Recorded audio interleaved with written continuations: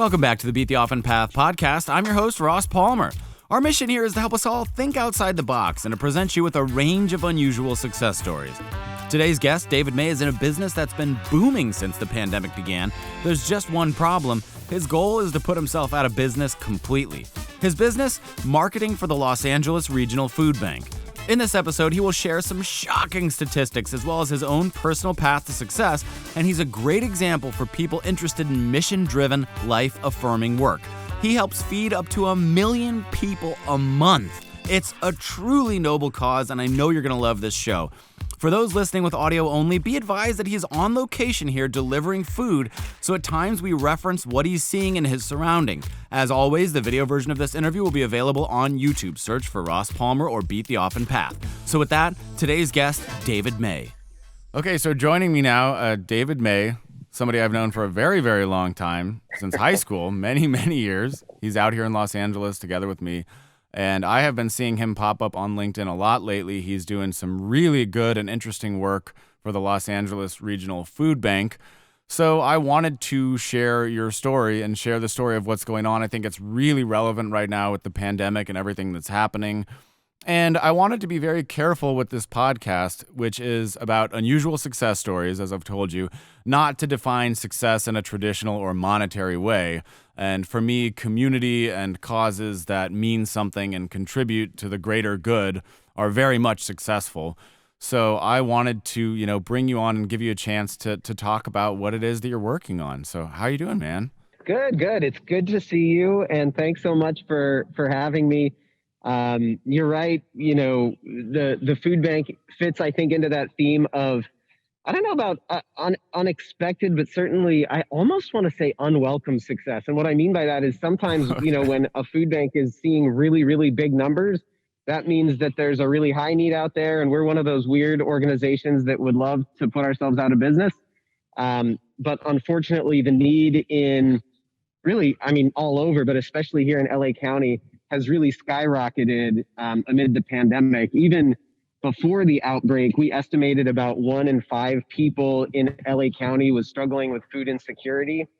And since we have time in this more of a longer format, I kind of want to go into the detail because some people, I'll see on our social media account, like, hey, well, why are you trying to sanitize it? Just call it hunger. You know what I mean? And so it's worth kind of diving into the nuance a little bit, and your audience probably knows I've actually heard the word food insecurity on other episodes of your podcast. But food insecurity just meaning that at some point in the month, people are skipping meals or don't have access to the nutritious food that they need. Maybe they're, skipping meals to pay rent, or with the older adults, sometimes we see them skipping meals to pay for medicine.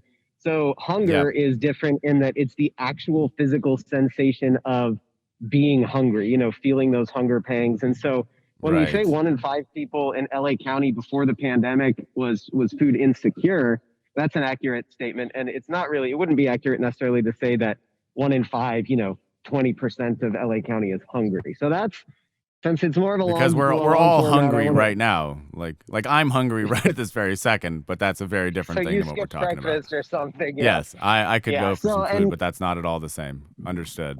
So, and those are some of the big numbers even before the pandemic. So when we talk about success for the food bank, what that means amid the pandemic, before we were reaching about 300,000 people every month, and now after the outbreak, we're reaching about 900,000 people every month. So the number of people who are coming to us in search of food assistance has tripled. 900,000 a month. Yeah. And what is the population of LA right now? Like 9 million? I think it's 10.13, something like that, a little over 10 million. So 1 out of 10 Angelinos right now coming to you per month is getting food. Now, I should say the food bank works in a variety of ways, because in an area like Los Angeles County that is so big, there are unique challenges to distribute food. We all know about LA traffic, and we rely on a lot of partnerships in order to distribute the amount of food that we distribute. So we do some direct distributions. I'm actually at a direct distribution right now. You can see I'm outside, and behind me, we can go look later. There is a direct distribution. We used to do, and we still do, what's called mobile food pantries as part of our direct distribution program. And what that means is that we'll take almost, imagine like kind of a crossover between a food truck and a farmer's market, where we'll load up a truck, go into an area where we know there's high need, or maybe it's a food desert, and we'll distribute food to a community in need that way. And amid the pandemic, we've converted a lot of those mobile food pantries into drive-through distributions. And a lot of people have probably seen these on the news. These are the big, you'll see aerial shots of miles and miles of cars kind of lined up. And the idea is people can stay safely in their vehicle. They can pop the trunk. We have volunteers and staff that will place about a week's worth of food, depending on the size of the family, maybe a little more, maybe a little less, into the trunk, so that everybody stays safe and everybody's socially distant. And then the trunk gets closed and they drive off. So that's one of the methods of direct distribution. But in order to reach that many people each month, 900,000 people each month, we also work with 700 partners throughout LA County. So that might be religious organizations, synagogues, mosques, churches, whatever. It also is a lot of YMCA, Boys and Girls Club. So it's a lot of other nonprofit organizations throughout LA County that can distribute food more locally, and in a way that is, it's a brick and mortar facility in most cases, where people know exactly where to go every week. They can go and get the help they need. Whereas with these big drive-through distributions, because LA County is so big, we're going to different parts of the county. We'll be in Palmdale next week. Right now we're in East LA in Hilda Solis's district. We'll be in Hollywood, Burbank. We'll be in Santa Monica. We just go all over the place. Oh my God. So how big of an operation are we talking about that you're moving all around town? Yeah, it is a really big operation. We have right now a couple warehouse facilities that it's well over at this point 200,000 square feet. A lot of people, that's one of the interesting things about the food bank, is people, especially before the pandemic, were associating food banks with like, oh yeah, that's such good work. They help the homeless and all that stuff. And we do help those who are experiencing homelessness. That's a really important population for us. But even before the pandemic, it only represents about 10% of the food. So I think people think of those experiencing homelessness because it's more of a visual, people can kind of see and more quickly understand the situation. But in reality, again, even before the pandemic, about 90% of our food was going to people who were housed, but LA County is just so expensive, and people struggle to make ends meet, even with 1 or 2 or 3 or 4 jobs in the family. No kidding. And so a lot of our food, is actually going to people to help them pay these other bills, like rent and utilities and medical expenses and car issues. A lot of people that, and again, I'm kind of in my mind breaking this conversation up into 2 halves to sort of paint the picture of before the coronavirus outbreak and what food banks were dealing with then, and then kind of how the world has just kind of changed for us. I think that's great. So that's a little bit of the information. I mean, so again, like even before the pandemic, just being assisting so many people that were housed or were just trying to make ends meet in this really expensive area. And hunger tends to be one of those things that you don't see as much. People experiencing homelessness, you see it, visually a little more, but there are people that, again, if we're saying even before then, 1 out of 5 people face food insecurity. Imagine in LA County when you're kind of walking around or going to the stores, or back in the old days, before the pandemic, when you're walking past and experiencing people that it's an invisible situation. You don't realize that they're skipping meals to pay for things. Incredible. Well, that is truly, truly shocking and a negative. I mean, you kind of know that it's incredibly expensive out here, but those numbers are, horrifying, honestly, to say the least. It's not good to hear. So these days, it's all mobile. So everybody, they take their car and they drive through. That's exclusively the way that you're doing it now. Not exclusively. That's that's kind of the additional, these drive-through distributions that you've seen on the news. Those are in addition to our typical work. So all of our typical work is continuing. So the reason for that is because the virus has impacted so many people, and for the public health and for the public good, we've had to, obviously business and commerce has been affected, which is kind of ripples into people's financial stability. So we're seeing people. There was a USC study that was published a couple months ago. from a variety of income brackets. It's not just lower income individuals amid the pandemic who are needing help. And you can also think about, too, the SNAP benefits and a lot of the other benefits that are available to some people who are facing food insecurity aren't available to everybody who actually now in this unique time are in need.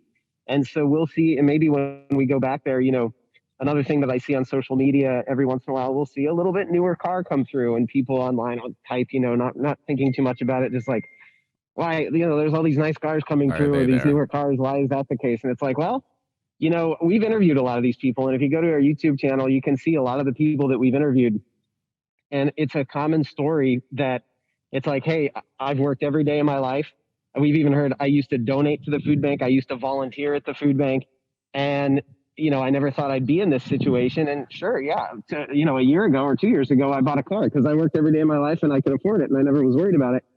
But I'm in the music industry, or I'm in the entertainment industry, or I'm in the amusement park industry, or I'm in one of these other industries that has just been really hurt in a big way by the pandemic. And they're like, I just need a little help to get by. I don't know how long this is going to last. And yeah, in the future, I am looking at, do I have to sell my car and get a cheaper one to eat?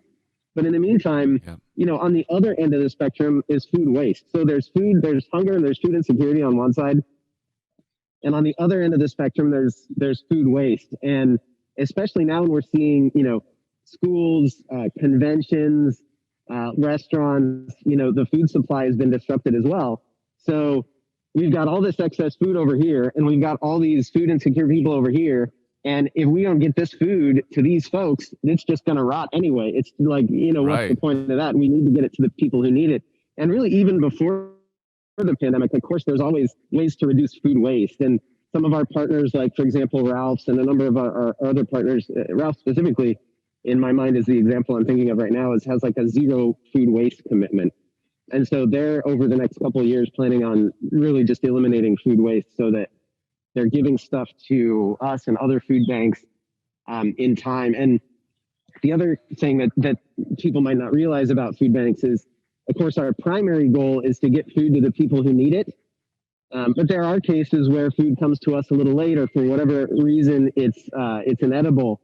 So what we do is, if there is food that cannot be distributed through our partner agency network or through our direct distribution programs, we have partnerships so that we can turn that into compost or animal feed, or actually even with waste management here in Southern California, some of the appropriate products can be converted into biodiesel fuel. So the goal is to keep the food out of the landfill as much as we can, because we know that rotting food is a contributor to methane gas and all this stuff.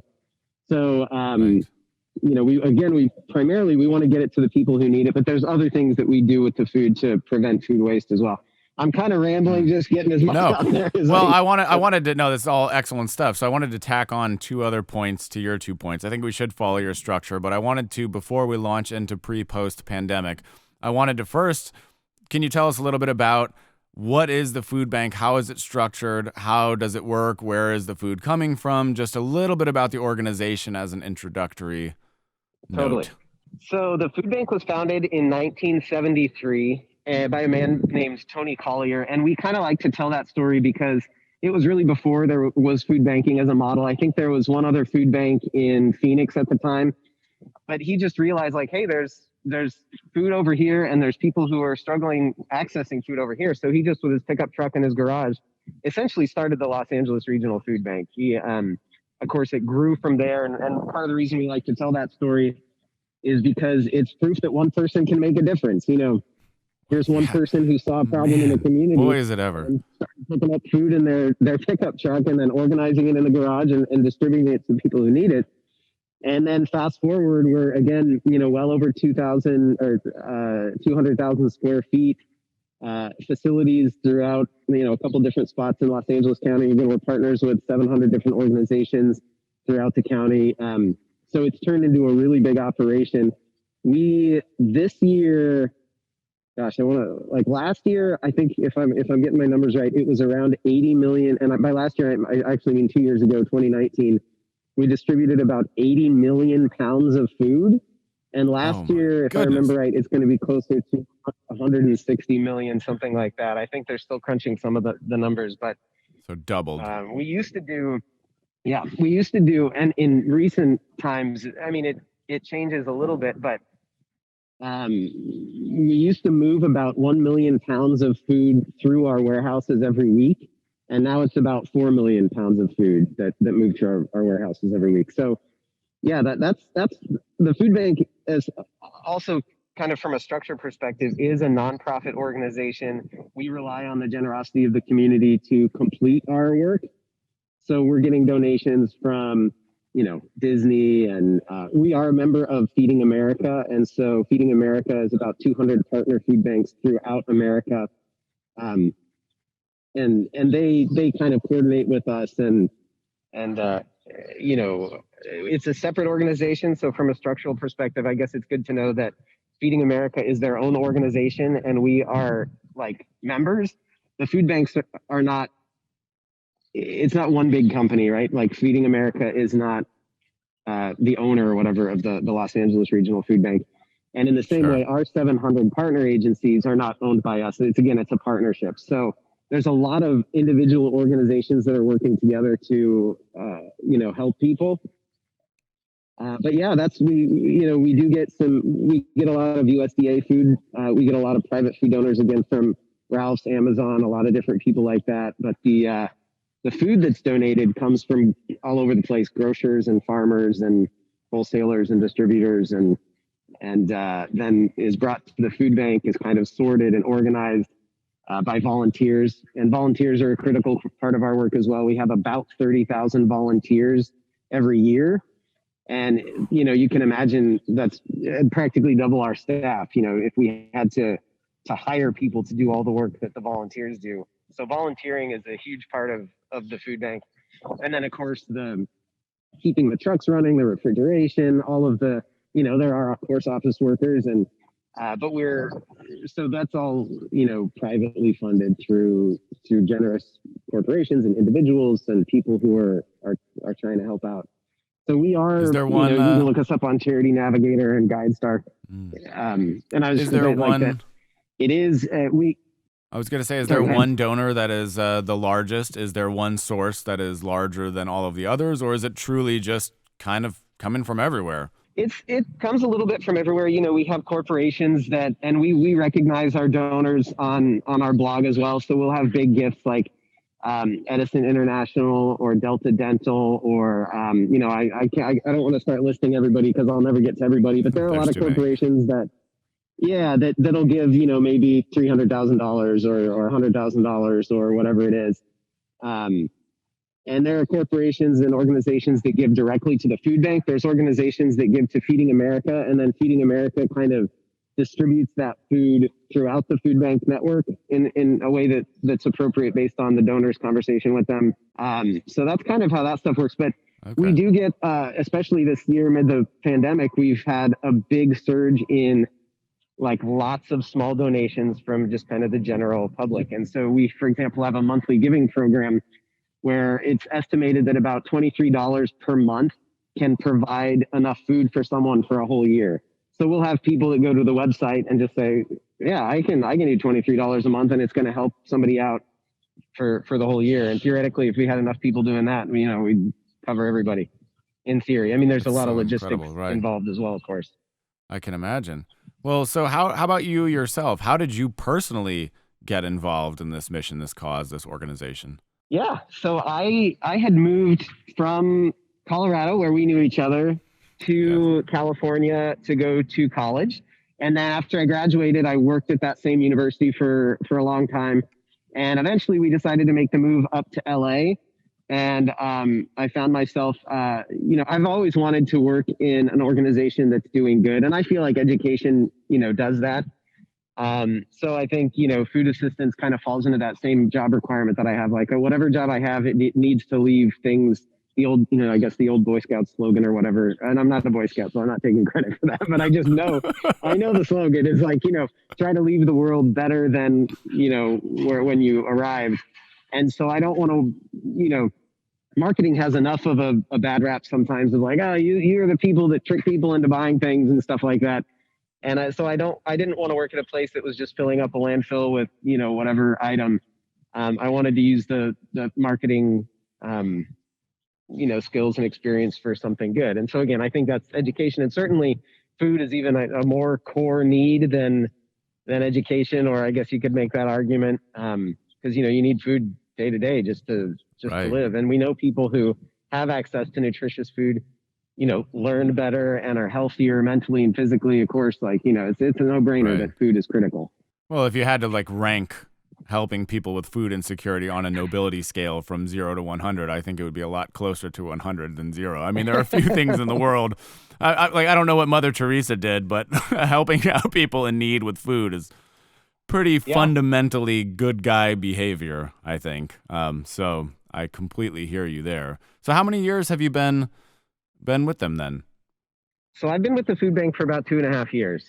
2.5. Okay. Yeah, it's been interesting to see it grow. And I do think that, during this last year during the pandemic has been such a strange time to be at the food bank, because on one hand, it's really inspiring to see the community come together and to see the great work that the food bank is doing to make sure that people who are struggling right now at least have the nutritious food that they need. But on the other hand, it's this weird feeling of really inspiring and really good, and also really sad and really depressing as you watch these huge lines of cars. And as we talk with people who, we talked with somebody not all that long ago who was already struggling and then became infected with the virus, had heart failure and all these other serious issues, was in the hospital for 9 days, has a child at home, and, came home to an empty pantry and an empty fridge, and was just after 9 days in the hospital and the struggles she had before, what am I going to do? So she heard about the food bank and came and got food from there. And she's on our YouTube channel actually, and also the LA Times ended up doing a story about her. But the thing is, We'll these definitely are stories share some links that, here. yeah, I mean, these are stories that, when we talk to people, we hear this type of thing all the time, and we can't talk to everybody. Again, it's 900,000 people, so it's like you can only imagine the number of stories that are out there that we can't get to and we don't hear about. Yep. So what is the process on the flip side? So I'm a person experiencing food insecurity. I come home to an empty pantry. How does one sign up or get connected with you? Yeah. So if someone is in need of food assistance, then the best thing to do is to go to lafoodbank.org/findfood. And we have a pantry locator on there where you basically type in your zip code and it'll find a food resource near you. And one of the things I should have mentioned before when we were talking about the various methods of food distribution is these big drive-through distributions are kind of supplemental to our traditional work. But our traditional work continues. And again, that's a big part of it, is providing this food through our partner agency network of 700 other organizations. Their distribution models might be different. And a lot of them do, walk up. There's not everybody has a car. So we do, socially distant and responsible, walk up distributions, or they do, those partner agencies.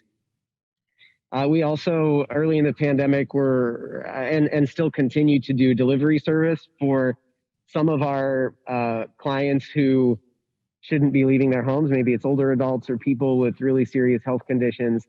So there is kind of a food delivery system, and that's something that, of course, is probably needs to grow, but is expensive. And so, we'll see kind of how that develops. But yeah, anybody who needs food, and also for those who are experiencing homelessness, some of our partner agencies would be like the Midnight Mission or the LA Mission, so that we're providing food. Our food is provided more in a grocery style. So that's the other thing that a lot of people, I think, might not realize is, we're essentially, you can imagine, we're providing grocery product. In fact, 97% of what we provide is food, but about 3% is non-food grocery product, like it might be diapers, or we've had masks or things like that. Right. So, when you're talking about getting food to the people who need it, we're not really doing hot meals. So when we provide grocery style products to the Midnight Mission and then, the LA Mission, for example, and they're able to convert that food and turn it into warm meals and hot meals for people who don't have kitchens or don't have the ability to, open up what we have. So when somebody, they fill out the form or they get connected to free food. Is there any kind of vetting process, or is it just you say you need food, come get food? Or do you have to prove income or some sort of hardship? Yeah, there's some like we do a very light screening here. We ask the zip code, the number of family members, so that gives us an estimate of how much food would be needed and stuff like that. Amid the pandemic, because there was another report. Now I can't remember the source, so I probably shouldn't quote it, but it was roughly 50% of the people in LA County have been financially impacted by the virus. So we're kind of thinking, we're in the middle of an emergency. If people are going to line up and spend an hour waiting in line for a car for food, then they need food. And again, the food's out there. We need to, just make sure that like logistically it's not spoiling and all that stuff. We need to make sure that we get it to the right people in the right amount of time. And I think so right now the vetting is pretty light. We want people who need the food to be able to access the food. And I think that's, it seems to be a good model. The old days, way back in the day, there used to be, for example, religious organizations that would make you, convert or something before you could get the food. And so we don't do that, of course. And we also don't partner with organizations who do that. We just want it to be, it's just food for people who need it. That's so cool. So you're getting a week's worth of food. You're driving up. What might that look like? Is it random? Or are there certain staples that everybody's going to get? Like what would they be getting? So yeah, I guess the best thing is I'm going to walk backwards for a little bit here. So I'll try to steer you as best as I can. In the food boxes, and the food, like what's in the food boxes, does vary from distribution to distribution, depending on what donated product was available. What food items are available. We almost always have shelf-stable items. We always have shelf-stable items in our food bank box, and I'll show you that. Like cans, but then we always food. have like a fresh produce item.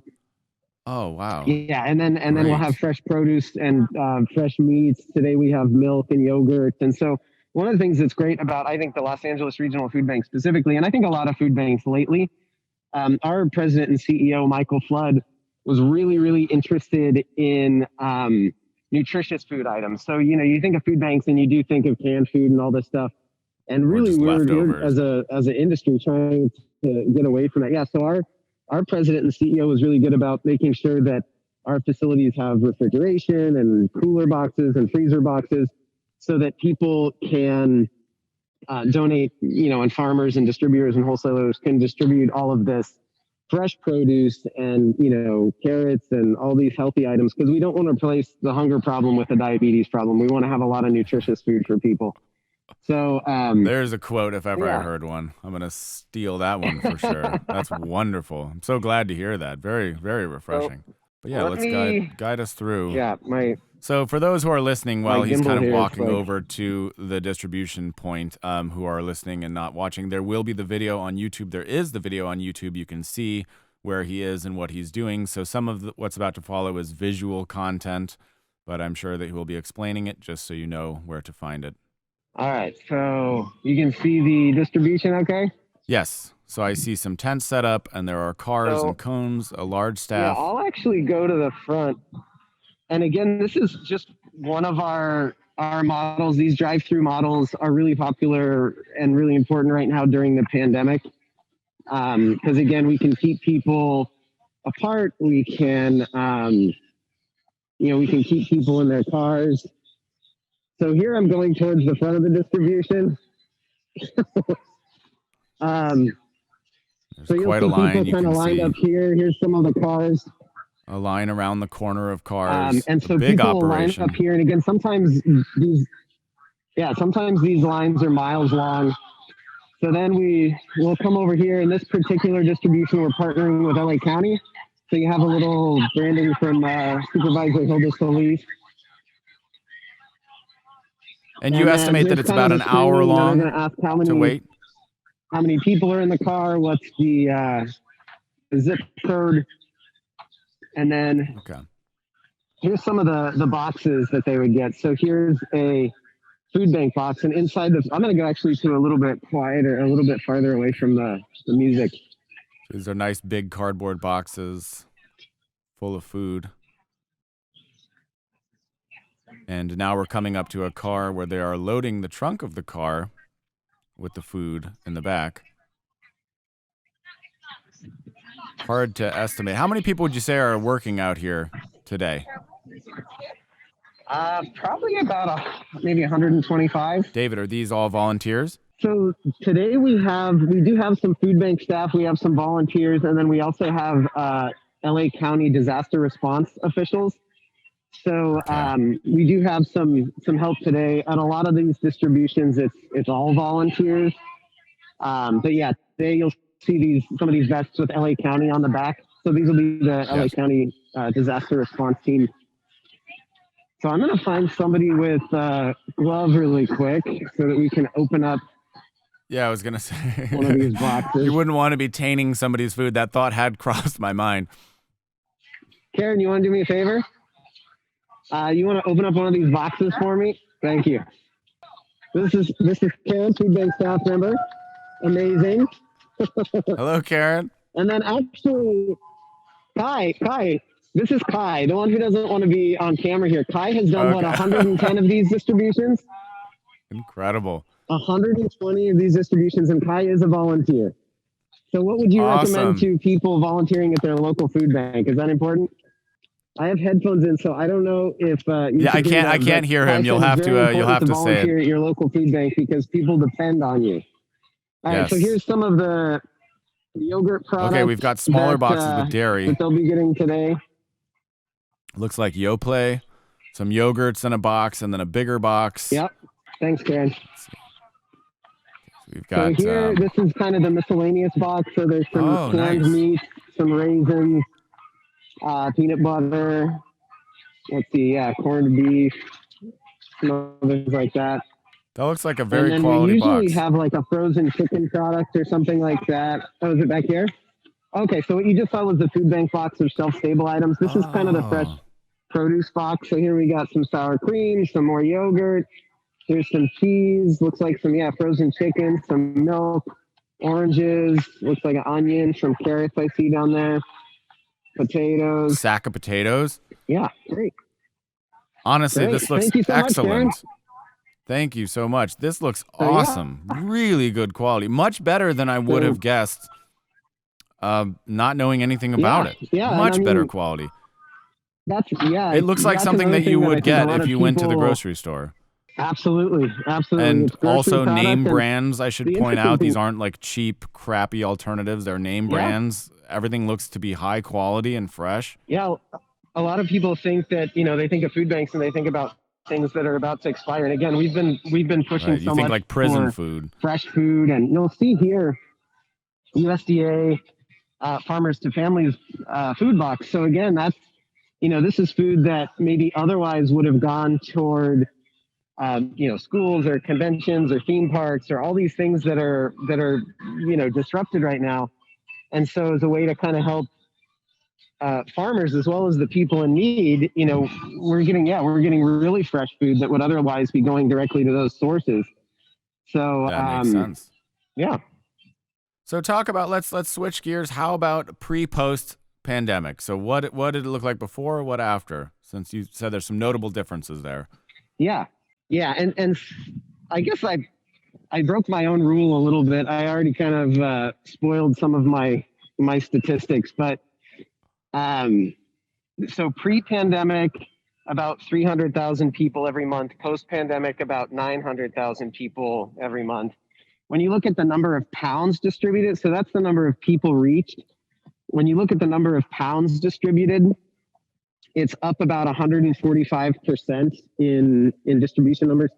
And food banks all over the country are seeing these huge increases. And those numbers vary, a little bit from food bank to food bank, but, everybody's just kind of seeing this big need. One of the numbers that actually hasn't necessarily skyrocketed, as you can imagine, is the number of volunteers. And the reason for that is, of course, we would have a lot of corporate groups coming in as a big team building exercise, and volunteering at a food bank really is a good team exercise for organizations. But, there's that now kind of a liability concern where people are wondering, well, if I go do that, and if there's this like super spreader event or something, and of course we do the social distancing, we do the masking, we, sanitize the workstations, I think every hour, something like that. So Mm-hmm. it is really safe. And again, a lot of these activities are outdoors. But as you can imagine, there's been a little bit more trepidation for volunteers coming in. But we do feel we're really safe. We fortunately, knock on wood, haven't had any uh, experiences that have disrupted our process in a major way. And I mean, other than, just of course, we do want to accommodate to the public health guidelines, and that has posed a little bit of a challenge. We purposely don't have as many volunteers on site as much as we Yeah. used to be able to create more space between people. But that And is, for people who are looking for a way to get involved and they don't have the financial resources to make a donation. Volunteering is a great way if you feel safe and healthy about it, especially after you get the vaccine. If people want to help out the food banks that way, because we do need that. do you have a preference? Would you rather people donate monetarily or their time, or it's all good? It's all critical. It's all critical. Yeah. So I think that it just depends on the person. If you're somebody that maybe you're an older adult and you're a little bit more susceptible to the disease, then yeah, it's probably better to write a check. If you're younger, you don't have a lot of dispensable income or disposable income, then yeah, swing on by and volunteer. It's all critical. If you run out of volunteers, then what we've done in the past is hired temps. So that is a way that money can actually, kind of provide a similar service as a volunteer would. But we're a really efficient organization. So it's about 97% of our revenue is reinvested into the community. And if you compare that on Charity Navigator or GuideStar to a typical nonprofit, that's a really good, ranking at 97%, and only about 3% is lost to overhead. That is excellent. And at this point, I mean, we're 10 months in, we're coming up on the year mark of when this whole thing began.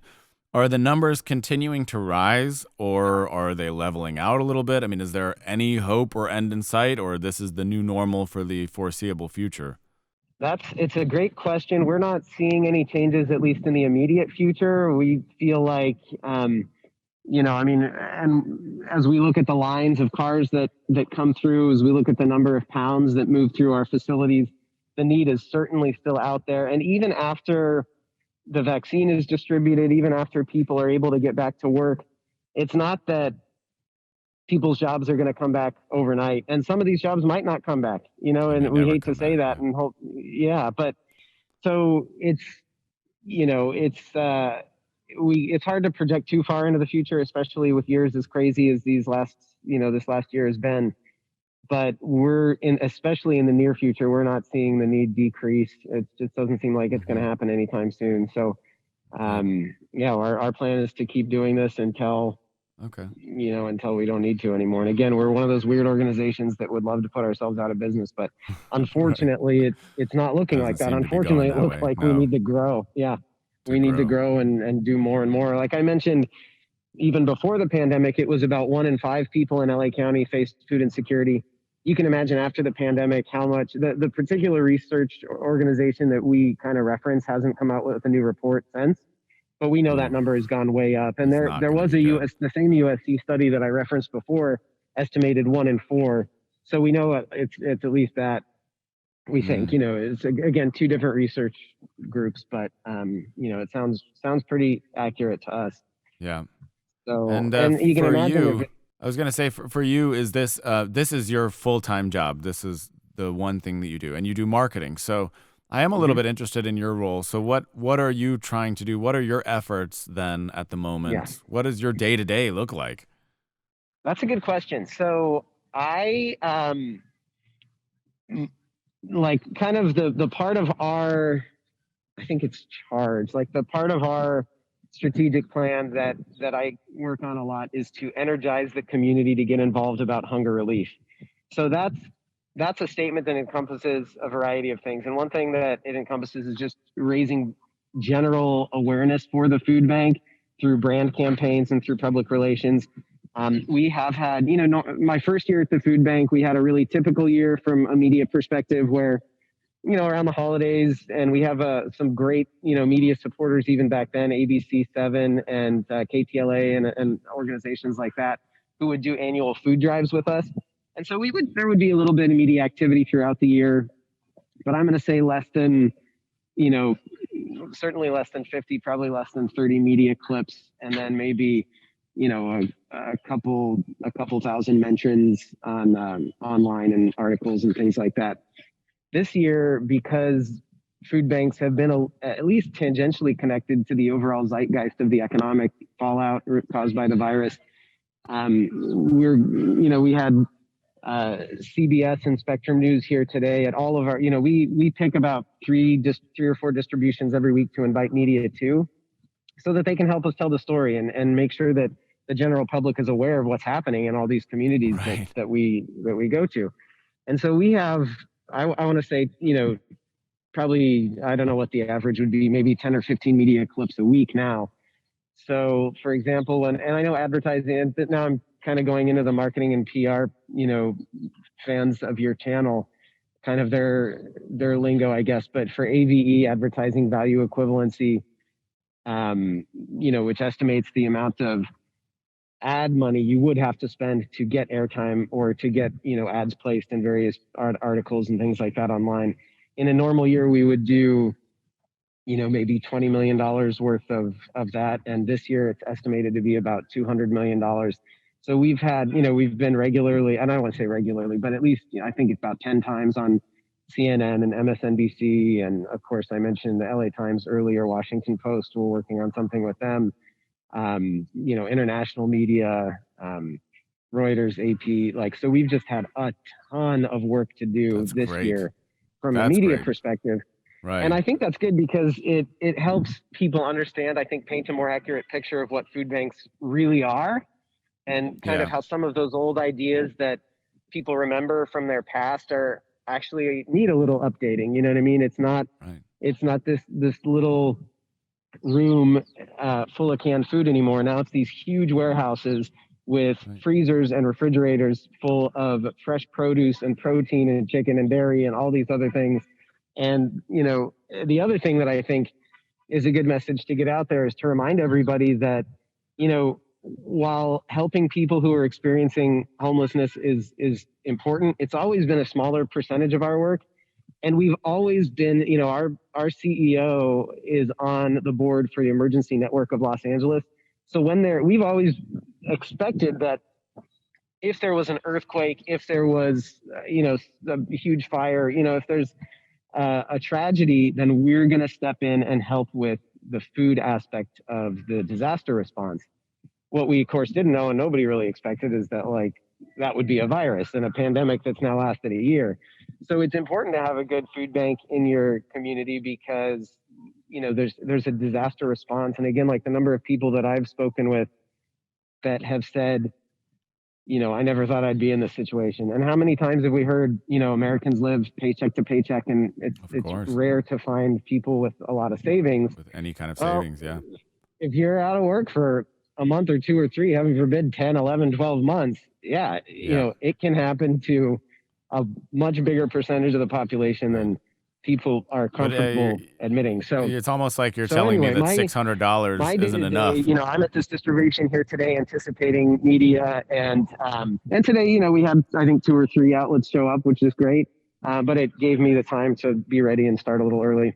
Well, I wanted to touch on one quick point. First of all, thank you so much for your time. It's an awesome message. I will support it. I urge everybody to donate. I myself will make a donation for sure after this. You can count on it, 100%. So, and I urge everybody listening or watching to do the same, or at the very least support their local food bank or their local community, wherever they may be. So one thing that I kind of wanted to touch on is the scale. So obviously, it's an unimaginable scale. I'm assuming that LA County, Los Angeles must be one of the, if not the largest operation of this kind, certainly in the United States, potentially in the world. I mean, do you have any sort of insight into how it ranks in that regard? 1 million people a month? I'll go out, a little bit on a limb from an international perspective. As I understand it, food banking is, at least the model that we have here in the States, is pretty typical of the U.S. And I remember, early on when I started at the food bank, we had somebody from The Economist come out, and he was describing the differences overseas and how what we think of a soup kitchen here is more their model over there. And so this kind of grocery style model that we have, as far as I know, and again, I'm not an expert on the international side of things. There may be other countries that have similar models, but from what I from what I can assume based on my limited experience and my time here, America has a pretty unique model and a pretty robust food banking system when compared to other nations. Los Angeles County is, I believe, still the most populous county in the United States. And we have unfortunately, more food insecure children than any place in the United States. There's a lot of unfortunate titles that we have. Yeah. But you're right. The Los Angeles Regional Food Bank is one of the largest food banks. There's a number of other large food banks. Houston has a really big food bank. The Greater Chicago Food Depository, the Capital Area Food Bank. There's a couple other really big food banks. Right. But yeah, we're certainly near the top of the list as far as pounds distributed. Certainly population covered and But areas. I've always felt that, LA and California, it's no secret that the majority of middle America or the rest of America, they look down on, they hate LA oftentimes, or they hate California, or they think it's a failed place, a failed state, that nothing but problems. But I've always felt that was an unfair characterization, not just because I live here, but it's the scale and the magnitude of what we're dealing with in this state. You can't comprehend that from some small village in even Colorado, like a little town.